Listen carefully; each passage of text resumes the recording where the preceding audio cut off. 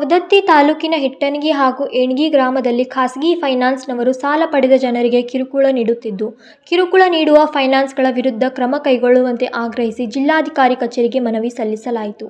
ಮಂಗಳವಾರ ಬೆಳಗಾವಿಯ ಜಿಲ್ಲಾಧಿಕಾರಿ ಕಚೇರಿಗೆ ಕರ್ನಾಟಕ ಬಹುಜನ ಚಳುವಳಿ ಸಂಘದಿಂದ ಮನವಿ ಸಲ್ಲಿಸಲಾಯಿತು. ವಿವಿಧ ಖಾಸಗಿ ಫೈನಾನ್ಸ್ನವರು ಹಿಟ್ಟಣಗಿ, ಏಣಗಿ ಈ ಗ್ರಾಮಗಳ ಜನರಿಗೆ ಸಾಲವನ್ನು ನೀಡಿದ್ದಾರೆ. ಈಗ ಮಳೆಗಾಲ ಇರುವುದರಿಂದ ಜನರಿಗೆ ಕೆಲಸ ಇರುವುದಿಲ್ಲ. ಜನರು ತೊಂದರೆಯಲ್ಲಿದ್ದಾರೆ.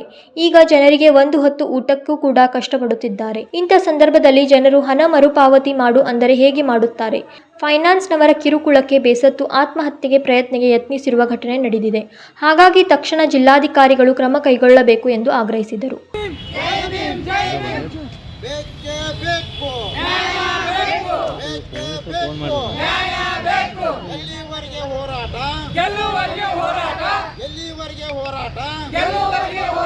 ಡಾಕ್ಟರ್ ಬಾಬಾ ಸಾಹೇಬ್ ಅಂಬೇಡ್ಕರ್ ಅವರಿಗೆ, ಡಾಕ್ಟರ್ ಬಾಬಾ ಸಾಹೇಬ್ ಅಂಬೇಡ್ಕರ್ ಅವರಿಗೆ. ಖಾಸಗಿ ಫೈನಾನ್ಸ್ ಅವರಿಗೆ ಧಿಕ್ಕಾರ, ಧಿಕ್ಕಾರ. ಖಾಸಗಿ ಫೈನಾನ್ಸ್ ಅವರಿಗೆ ಧಿಕ್ಕಾರ. ವಿನೋದ್ ಕೋಲ್ಕಾರ್, KMM ಕನ್ನಡ, ಬೆಳಗಾವಿ.